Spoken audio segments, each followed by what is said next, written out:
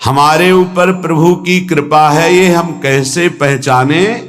तो ये 8 लक्षण प्रकट होने लगते हैं जिस पर हरिजू की प्रियाजू की कृपा है।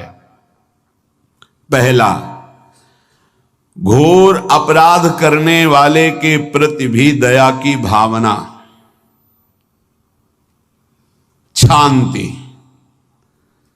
पहला लक्षण है। भाव में भी पहले शांत भाव है। हमारे ऊपर श्री हरिजू की कृपा है, इसकी पहचान ये 8 लक्षण। पहला, शांति, अर्थात घोर अपराधी के प्रति भी गुस्सा ना क्षमा करना, ये हरि की कृपा का लक्षण है। देख लो भाई, घोर अपराधी शब्द तो जाने दो, जरा सा प्रतिकूल हो जाए तो लाख समझाओ पर भ्रकुटी तनी रहती है। भला ऐसा है? अपराधी पर भी क्षमा का भाव होना, ये हरि कृपा पात्र में ही होगा, अन्य में नहीं। तो अगर अपने हृदय में ऐसा लगे कि ऐसा नहीं है तो हरिजू से प्रार्थना करनी चाहिए कि कृपा करो, मेरे में सामर्थ्य आवे।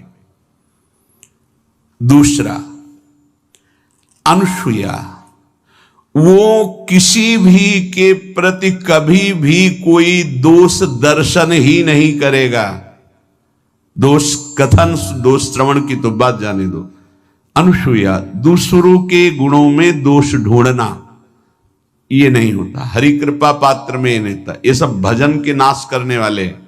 जैसे पहला अपराधी पर क्रोध कर देना, तो माया ने भेजा इसीलिए था कि तुम्हारे साथ व्यवहार ऐसा करे कि तुम क्रोध करो। क्रोध करोगे तुम्हारी ऊर्जा शक्ति नष्ट हो जाएगी, अध्यात्म में जो चलने की थी। और कहीं तुमने संकल्प कर लिया तो भजन शक्ति नष्ट हो जाएगी। तो अगर भजन बल है तो गया, जरूर उसको दंड मिलेगा, पक्का मिलेगा, 100% मिलेगा, लेकिन आप खाली हो गए।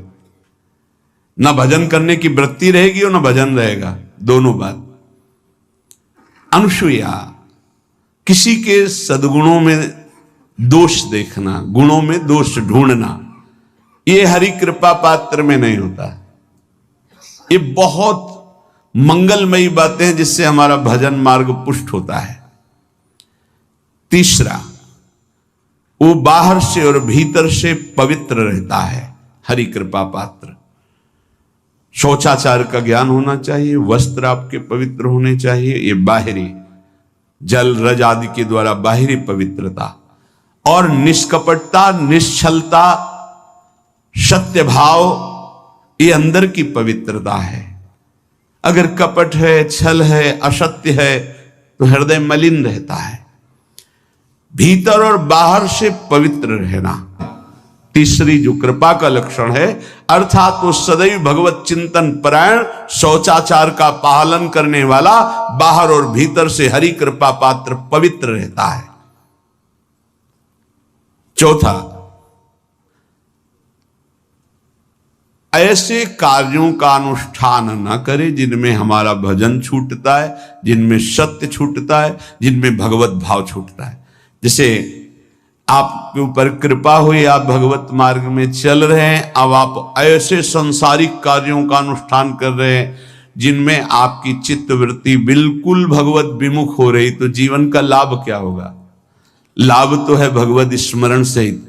जैसे कल एक ने प्रश्न किया कि मैं खाता तो नहीं हूं लेकिन मांस के दुकान में मांस बेचता हूं, होटल आदमी, क्या उचित है? ये उचित कैसे हो सकता है? तुम और भी तो व्यापार कर सकते हो। जरूरी है धर्म का पालन करने की इच्छा करते हो, धर्म आचरण करते हो, ऐसा नहीं।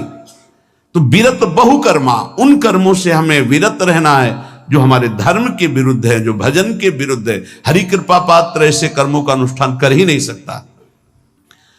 अपने भजन का फल देखना भगवत कृपा पात्र के, सबको प्रदान कर देना। हिम्मत है? अपने भजन, इतनी मेहनत से किया हुआ भजन, भजन होने के बाद हे प्रभु इस भजन का फल हो, सर्वे भवन्तु सुखिना सर्वे सन्तु निरामया। यहां तो कहते महाराज एक माला रोज आपके लिए करता हूं कि आपकी बीमारी ठीक रहे, तो शेष किसके लिए करते हो प्रभु? शेष क्या? अगर इष्ट और गुरु के लिए तुम्हारा है कि एक माला करते तो फिर इतनी माला करते तो हमें क्या होगा? सब आपको दे देंगे तो हमें क्या होगा? तभी भजन का रहस्य नहीं जाना। छठवां, अपने भजन से अपने लिए कुछ भी ना चाहना और दूसरों की तो बात जाने दो, दूसरों से कुछ ना चाहना ये तो ठीक है, अपने भजन से अपने लिए कुछ ना चाहना है हिम्मत। देखो ये हरि कृपा पात्र में हिम्मत होती है। अपना भजन अपने प्रयोग में ना लाना, इसका भी आंतरिक रहस्य है। अपने प्रयोग में आप शरीर को लेकर के बोलेंगे, अगर स्वरूप को लेकर तो प्रयोग की कोई वहां जरूरत ही नहीं, स्वरूप पूर्ण काम है, वहां कोई अभाव नहीं। जब आप कोई भाव अपने लिए करेंगे तो देह भाव होगा, देह भाव से किसी विषय की मांग होगी। विषय पूर्ति भजन का फल नहीं होता, भजन का फल होता विषय निवृत्ति। बहुत जोर की बात है, कैसे समझ में आए? अपने भजन का भी फल अपने लिए नहीं, दूसरों से कुछ चाह रखना तो बात ही जाने दो, भजन से भी कोई अन्य सुख की चाह नहीं हुई। क्या चाहिए? भजन ही बनता रहे, भजन का फल भजन बनता रहे, खूब निरंतर जप करते रहे। सातवां, किसी भी मान सम्मान कीर्ति पद प्रतिष्ठा के मिलने पर हृदय का असंतुष्ट हो जाना, यह हरि कृपा पात्र का लक्षण होता है। प्रणाम नमस्कार जय हो तो हृदय में असंतुष्ट हो जाना चाहिए, कोई किंचन मात्र अभिमान न उदय हो जाए। प्रभु बचाओ, ये माया की चकाचौंध से बचा लो नाथ। कौन सा अपराध बन गया कि आपकी जय की जगह यहां हमको ऐसा सुनना पड़े। मान प्रतिष्ठा कीर्ति जिसके लिए बड़े बड़े लालायित रहते, हरि कृपा पात्र को विष की तरह चुभती है। और आठवां, किसी भी प्राणी समुदाय से संबंध ना रखते हुए सब पर दया की भावना, सब पर कृपा की भावना, सब पर करुणा मैत्री, पर किसी से ममता नहीं। ये सूत्र बहुत व्यवहार में प्रयोग करने योग्य है। सबसे करुणा और मैत्री, पर किसी से ममता नहीं। करुणा तो करी भरत जी ने, मैत्री भी की मृग से, पर ममता रहित नहीं रहे। ममता कर ली तो अगला जन्म हिरण का हो गया। प्राण मात्र पर दया कृपा करुणा मैत्री, पर ममता नहीं। ममता किसी से, और यहां करुणा मैत्री ये तो गायब हो गई, केवल ममता रह गई है। अपने शरीर से ममता, शरीर संबंधियों से ममता, विषय भोगों से ममता, यही जहर है। संबंध में ये ममता ही जहर है, विचारों में अहंकार जहर है, कर्मों में ये आसक्ति जहर है। संतों के कहा जाता है चरण स्पर्श से ज्यादा पावर मिलता है। अगर चरण स्पर्श न करावे तो उनकी चरण रज ले ले, नहीं कोरी भावुकता नहीं। संतों के शरीर से भागवतिक परमाणु निकलते हैं, क्योंकि हर समय भजन में रहते।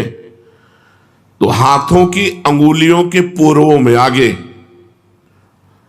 और चरण तलवे में, और चरण के अंगूठे अंगुलियों में, यहां से विशेष ऊर्जा शक्ति निकलती है उनकी भजन की।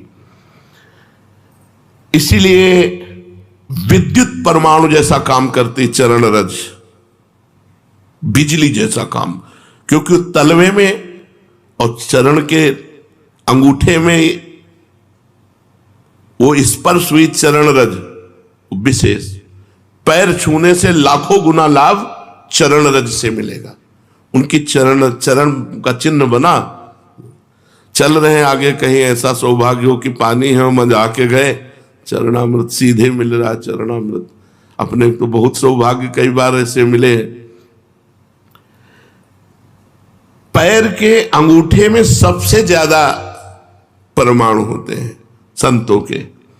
अर्थात जहां जहां संतों के चरण स्पर्श होते हैं वहां वहां की रज पूरे शरीर के विद्युत को उस रज में, उनके शरीर में जो ऊर्जा शक्ति भजन की वो उस रज में, इसलिए उस रज का। और यहां वृंदावन की रज तो महारानी जी की चरण रज है। सद्यो वसीकरण चूर्ण मनंत शक्तिम तम राधिका चरण रेणु मनुस्मरामि। रोज चरण वंदना वृंदावन की करके और रज लगावे, बहुत लाभ प्राप्त होगा। जो रोज रज का सेवन करता है उसके अंदर भागवतिक परमाणुओं का समावेश हो जाता है। 10,000 वर्ष एक पैर के अंगूठे के बल खड़े होकर दोनों हाथ उठा के, जो हम लोग 1 मिनट नहीं कर सकते, पैर के अंगूठे के बल खड़े होके दोनों हाथ उठा 1 मिनट नहीं कर सकते, वो 10,000 वर्ष मंत्र जपते हुए तब कहें करदम जी को भगवान का दर्शन हुआ था। यहां 10,000 वर्ष है ही नहीं जिंदगी में, 70-80 वर्ष के खेल है हमारा। इसमें अगर हम निरंतर नाम जप कर